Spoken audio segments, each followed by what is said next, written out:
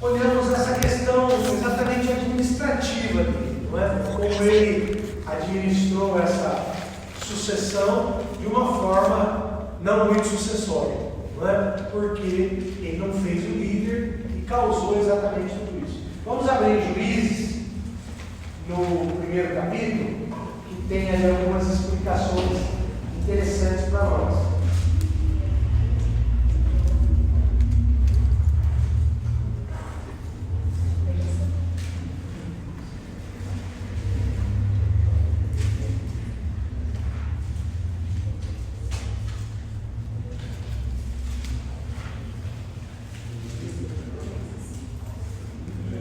Depois da morte de Josué, os filhos de Israel perguntaram ao Senhor: quem dentre nós subirá primeiro aos cananeus para pelejar contra eles?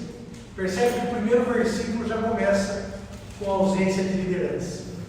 Quem de nós subirá contra eles? Contra os cananeus? Respondeu o Senhor: Judá subirá, entreguei a terra nas suas mãos.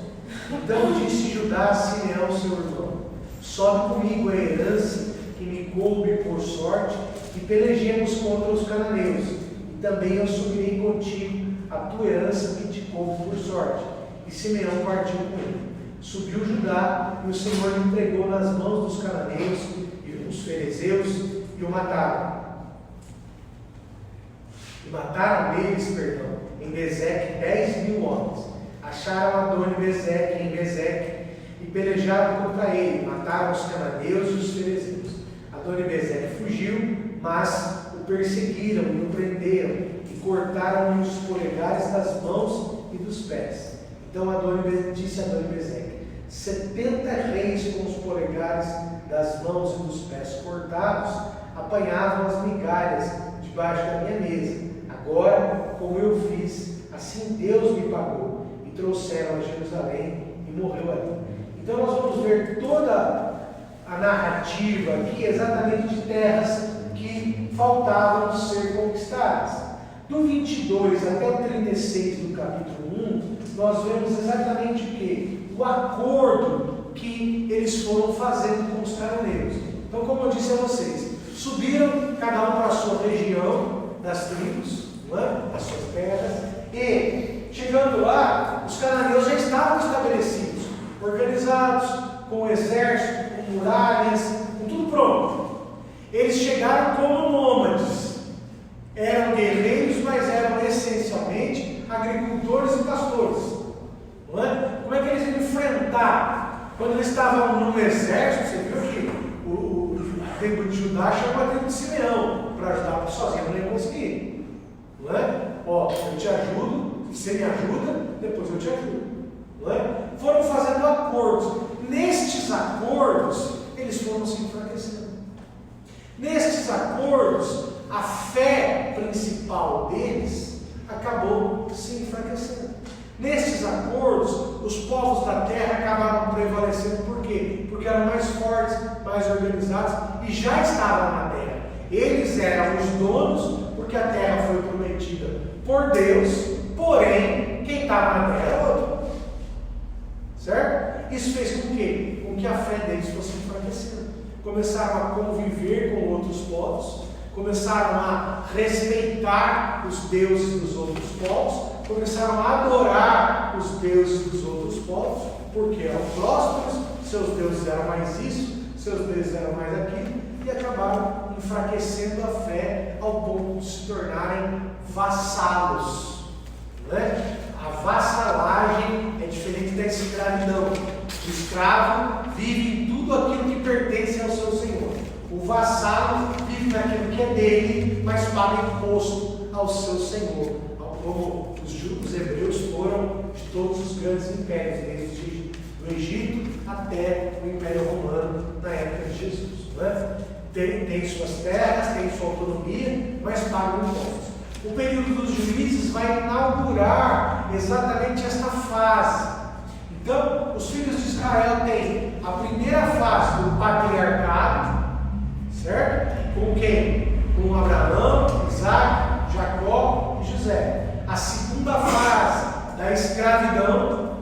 A a terceira fase da libertação e conquista, e a quarta fase, exatamente essa vassalagem, onde eles pagavam impostos e acabaram algumas das tribos se tornando, inclusive, escravos dos cananeus.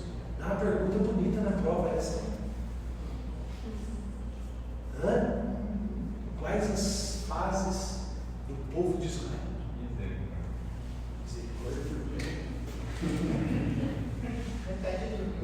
Olha que negócio lindo que dá isso.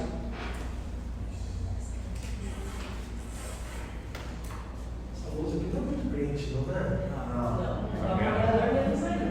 Trabalhador merece. Está desviado mesmo todo esse lugar. Tá. Vamos ver se eu tornei rosa aqui.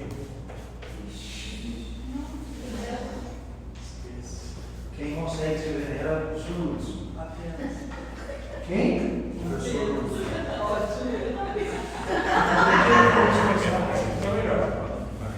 Ele faz até o avião aí. É?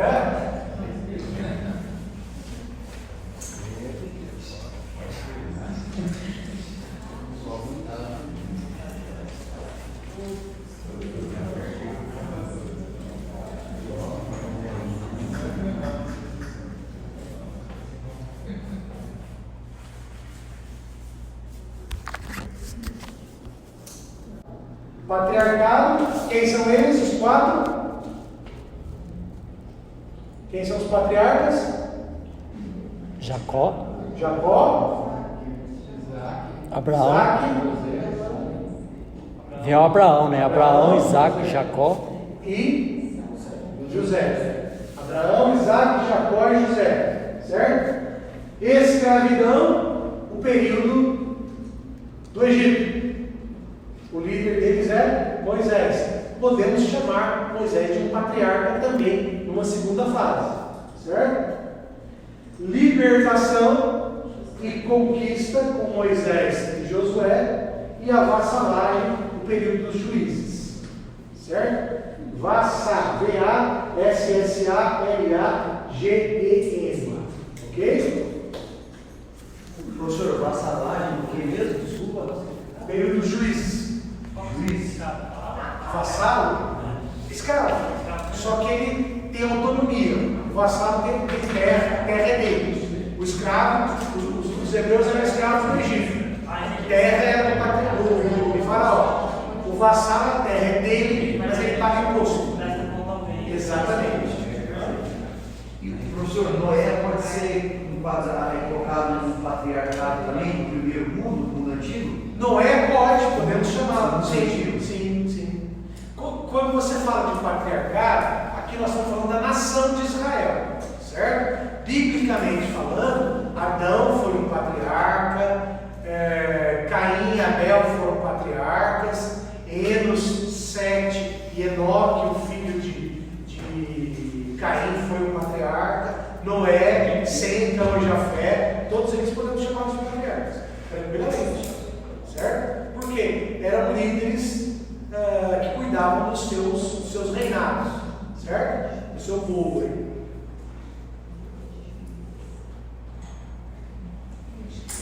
Em Juízes capítulo 2, versículo 16, olha o que acontece. Ainda estamos falando de ausência de liderança.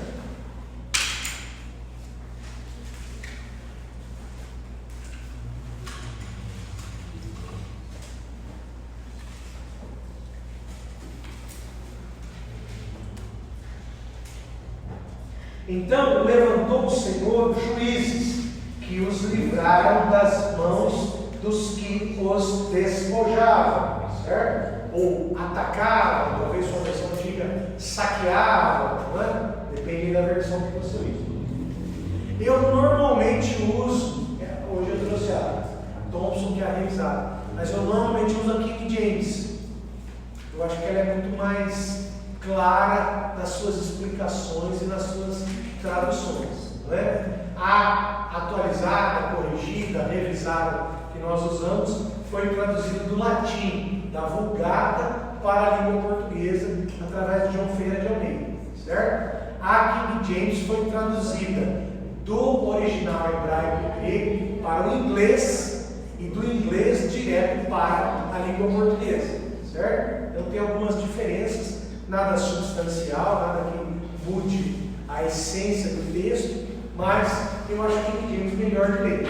Mas qual King James? Revisada. É fiel e revisada. A revisada é melhor. Né? Eu li a corrigida de 86 a 2013. Só corrigida. Em 2013 eu comprei a King James de lá em diante. Tem tempo para consulta, mas para leitura. Né? Eu me acostumei muito com a corrigida, porque você vai lendo só a mesma Bíblia, a mesma versão. Né? Aqueles versículos que você vai decorando, é tudo do jeito antigo, né? Mas a King James eu acho ela muito mais tranquila de ser lida. Mais esclarecedora, as palavras são mais fáceis. Né? Você pega a corrigida, você vai lá em Romanos e fala que Jesus é o aio que liga o homem a Cristo. Né? Você pega um cara mais mineiro, você vai falar que Jesus é o tempero. Né? Aio é tempero. Na verdade, aio é uma palavra muito erudita que se refere a pedagogo, aquele que ensina. Né? Então, são algumas. Você vai na King James, já está lá, professor. Né? Então é fácil de se entender. Né? O que nós vamos refletir neste período, o período dos juízes, é exatamente a ausência de uma liderança. Os juízes foram esparsos, alguns ao mesmo tempo, um julgando num lugar, outro julgando no outro. Né? O título juiz é porque ele era alguém que cuidava das causas. Lembram-se da história de Moisés? Quando o Jetro chega até lá, vê que ele está trabalhando o dia todo, julgando as causas dos hebreus, coloca líderes de 10 mil, de 1000, de 100, de 10, né? Faz toda aquela estrutura de liderança. Esses juízes eram exatamente o remanescente desses líderes que foram levantados por Jetro e por Moisés a pedido de Jetro, sob os conselhos dele, né? E que começam a julgar, começam a levantar-se como líderes e vão liderando ao longo destes 400 anos, certo? Foram eles 15 no total, né? Otoniel, veja só, ele era da tribo de Judá. Eude, da tribo de Benjamim. Sangar, provavelmente da tribo de Judá. Débora, da tribo de Efraim. Baraque, Efraim. Gideão, da tribo de Manassés. Tola, da tribo de Issacar. Jair, da tribo de Gileade, ou da tribo de Manassés. Jefté, também. Ibzan, da tribo de Belém, ou da tribo de Judá. Elon, da tribo de Zebulon. Abdon, da tribo de Efraim. Sansão, da tribo de Dan. Eli e Samuel, também da tribo de Efraim. Certo? Você pode perceber aqui, quando eu falei que havia uma animosidade, a tribo que mais teve juízes foi a tribo de Efraim. Certo? Por quê? Era o filho mais velho de José.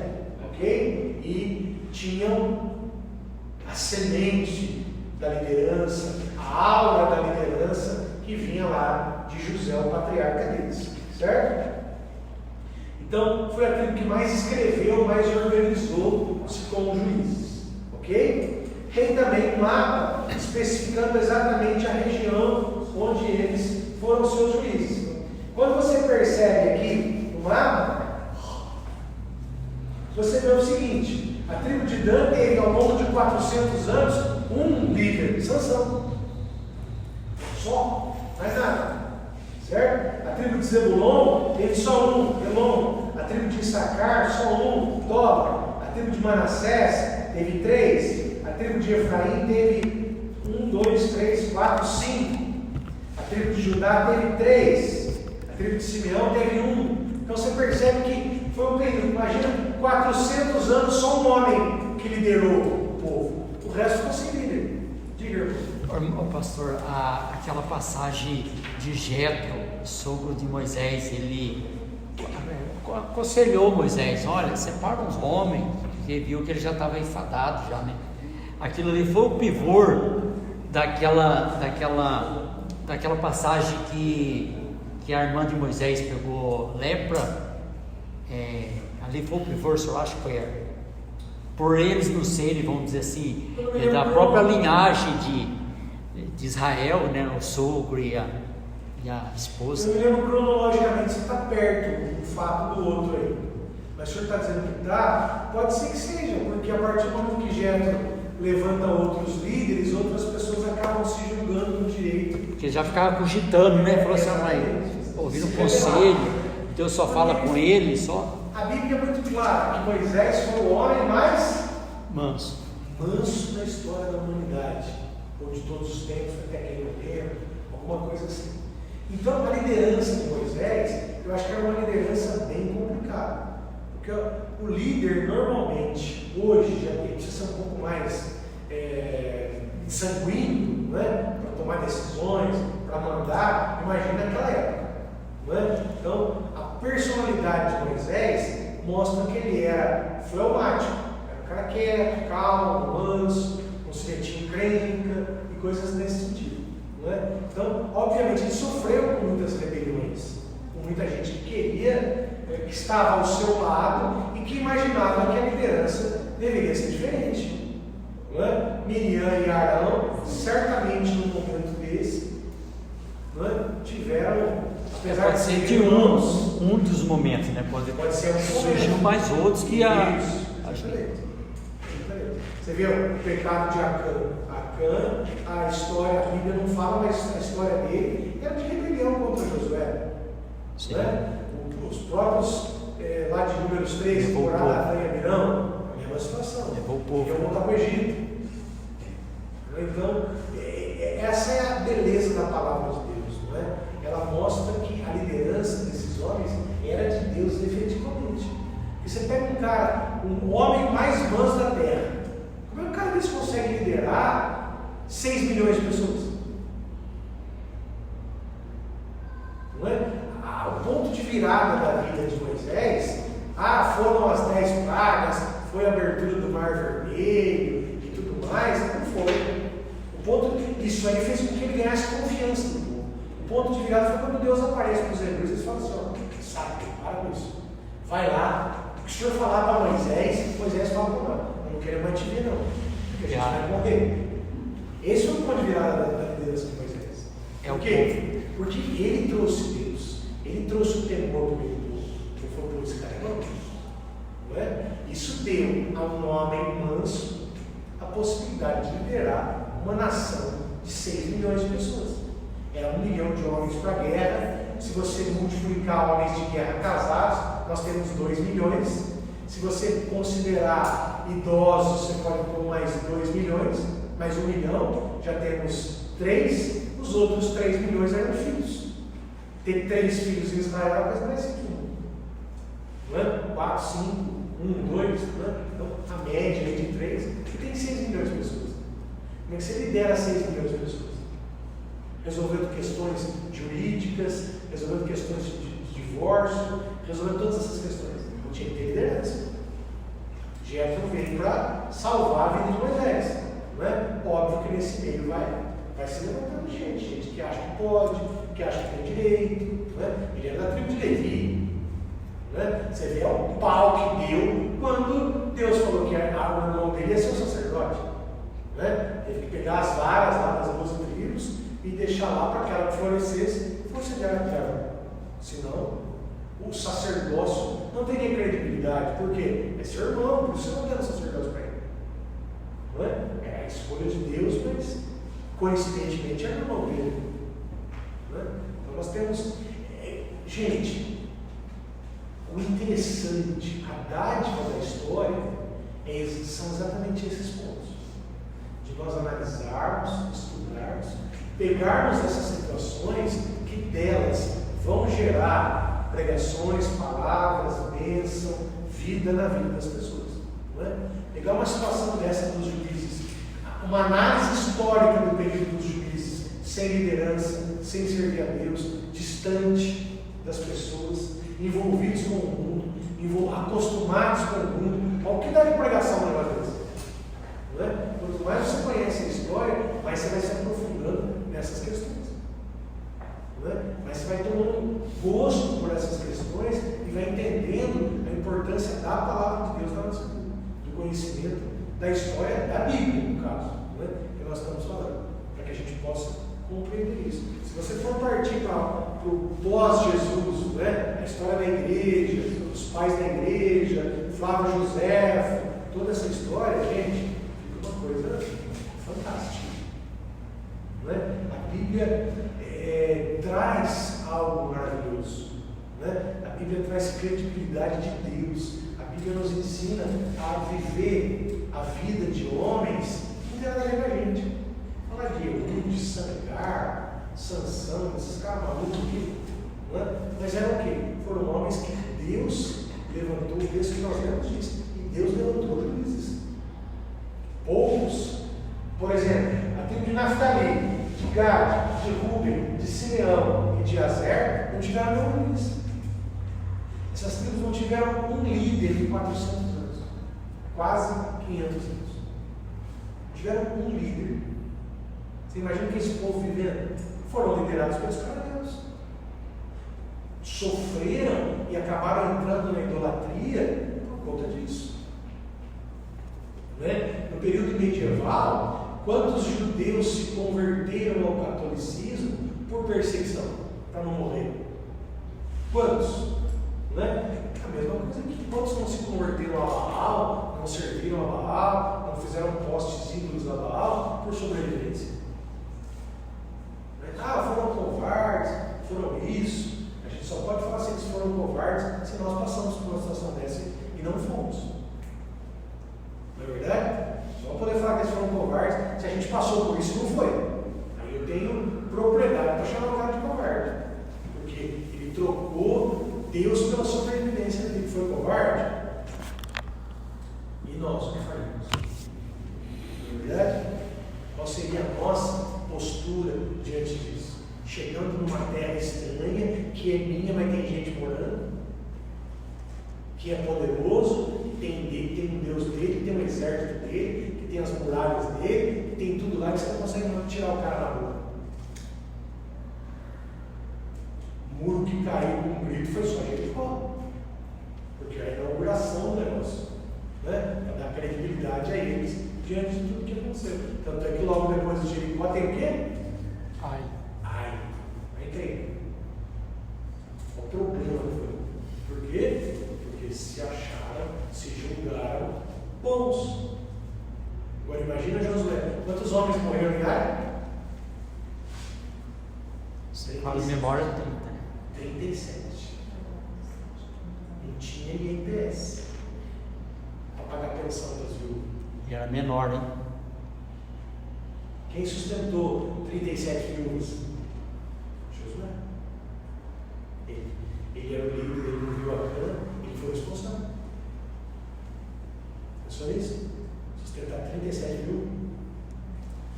Por causa de uma cunha. Por causa de uma cunha. Olha, veja o que a história nos ensina. Veja a dádiva, veja o que ela abre de possibilidades para nós entendermos a Bíblia e entendermos as pessoas que viveram a Bíblia.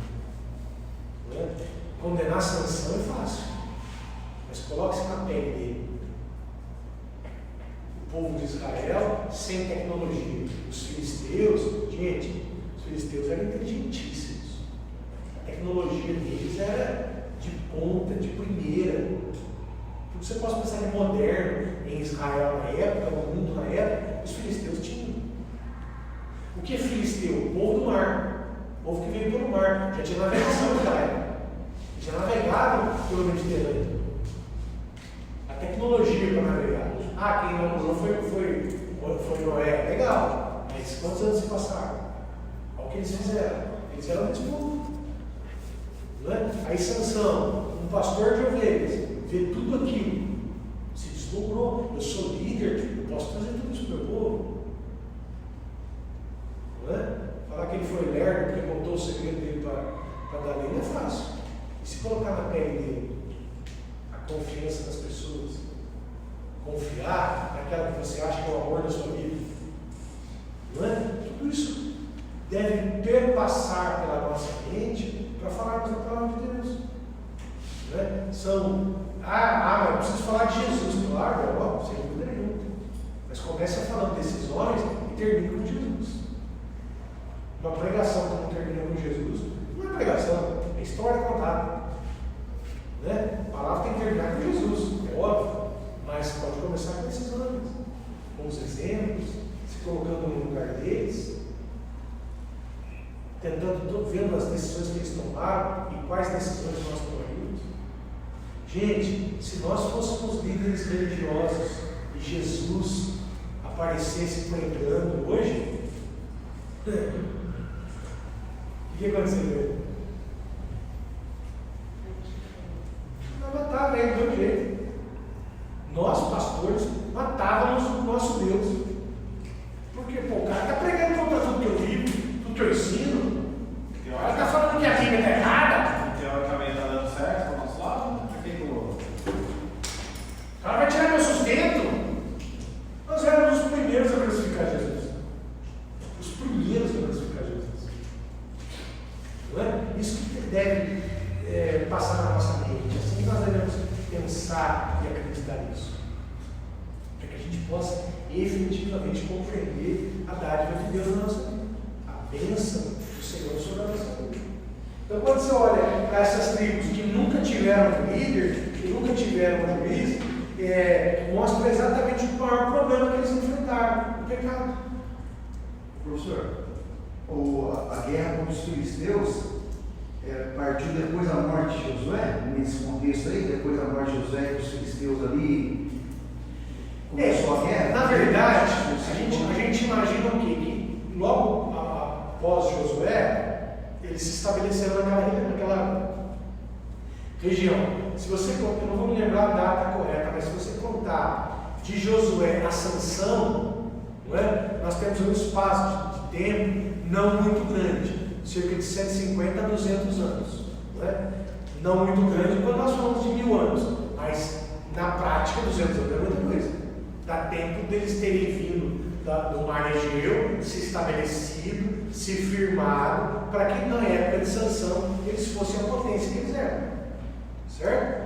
Então, aí você vai ter a discussão, a briga com Saul, você vai ter os problemas com Davi, até que Davi consegue se estabelecer. Né? Os filisteus só vão deixar de ser uma grande nação bélica quando Josias, foi Josias que foi morto pelo faraó, né? Foi o rei Josias que foi morto pelo faraó Neco. Quando o faraó Neco, quando o Egito está no auge de como potência mundial, ele destrói os filisteus. Mas até então, você vê, de Josué, vamos pôr de Sansão, a primeira menção de potência dos filisteus é de Sansão. Põe de Sansão até Josias. Quantos anos nós temos aí? Temos uns 300, 400 anos. Que eles permaneceram como uma potência em Canaã. Certo? Permaneceram ali e aí eles foram se desenvolvendo. E aí os reis foram guerreando com eles. Davi, obviamente, acaba, depois de tudo, fazendo uma aliança e vivendo em calma. O próprio Salomão, né? Nesse período nós não temos informações de que os hebreus se levantaram contra os filisteus ou vice-versa. Por quê? A aliança que Davi faz com eles, né? A humilhação que Davi faz eles passarem com a morte de Golias, um menino de 15 anos matando o maior herói deles, né? Faz com que eles se aliancem com os hebreus e ficam lá. Vão desaparecer na época do Egito, quando o Egito volta a se tornar potência. Ele é potência na época de Moisés, depois fica um pouco fraco com os assírios, depois volta mais um pouco, né? E depois é engolido pelos babilônios. Mas é nesse período que eles vão desaparecer, mas até então os filisteus são potência em todos os aspectos. Né? E no período dos juízes principalmente. Então o que a gente entende? No período dos juízes, pode ter sido o período que eles se firmaram na terra. Eles chegaram lá e eles eram uma novidade. Né? Os caras que mexiam com ferro, faziam armas, faziam ferramentas, foram dominando, e começaram sabem botar em tudo. Então eles têm uma importância muito grande. Não é? Nós vamos ver no final aqui quem são os filisteus hoje. Eles ainda existem. Sabia? Os filisteus ainda existem até hoje. Olha, Juízes 17:6 faz bem um resumo do livro dos juízes. Naquele tempo não havia rei em Israel. Cada pessoa fazia o que lhe parecia certo. Quando você lê este versículo, você começa a imaginar o erro de Josué. Você entende neste versículo como Josué errou por não levantar o livro. Cada um fazia o que bem lhe parecia. Fazer o que bem entende para o povo gerou pobreza, escravidão, pecado. Não é? O grande retrato deste período é Jefté, um homem que vivia, que era de Gileade, certo? Filho de uma prostituta em Gileade, certo? Renegado pelo pai, renegado pela sua cidade, que foge, que abandona sua terra por rejeição, que vai habitar na terra de Tob, no meio de homens violentos, que a gente não consegue ter a dimensão do que significa isso, mas era algo grave, que recebe os seus parentes de Gileade, fala assim, ó, vamos lá salvar a gente dos amonitas, se não me engano, em Jefté. Vamos lá salvar a gente. Só vou se vocês me deixarem ser o líder de vocês. Esse é um retrato do período dos juízes. Homens fracos, pecadores, descendentes até de prostitutas, quer dizer, aquilo que não deveria existir em Israel se institucionalizou, ao ponto de um dos seus líderes ser filho de prostituta, quer dizer, de um relacionamento que não era abençoado por Deus, não é? Faz da liderança sua vingança, faz um voto deslocado, que tem que oferecer a filho em sacrifício. Não é? Esse é um retrato do período dos juízes. Uma desgraça atrás da outra, um problema atrás do outro, e pecado em cima de pecado. Não é? Juízes 17:6 é exatamente o resumo do tempo dos juízes. Durante este período, nós temos o episódio de Ruth e de Boaz. Certo? O livro de Ruth traz. Porque se todos os livros têm o nome dos patriarcas, por que esse não chama-se Boaz? Chama-se Ruth. Não é? Por causa da história de que é uma moabita que vai entrar na genealogia de Jesus. Né? Ruth é bisavó do rei Davi. Certo? Então, que vem trazendo essa descendência para o meio deles. Então, bisavó, perdão, é a avó.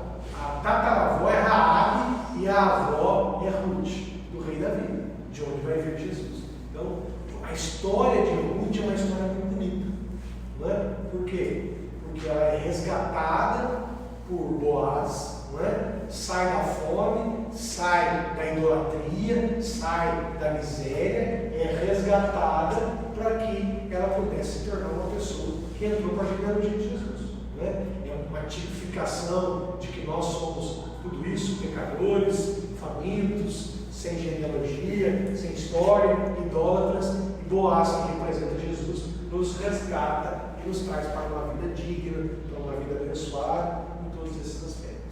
Certo? O livro de Ruth tem exatamente isso. Tudo indica que ele foi escrito por Samuel.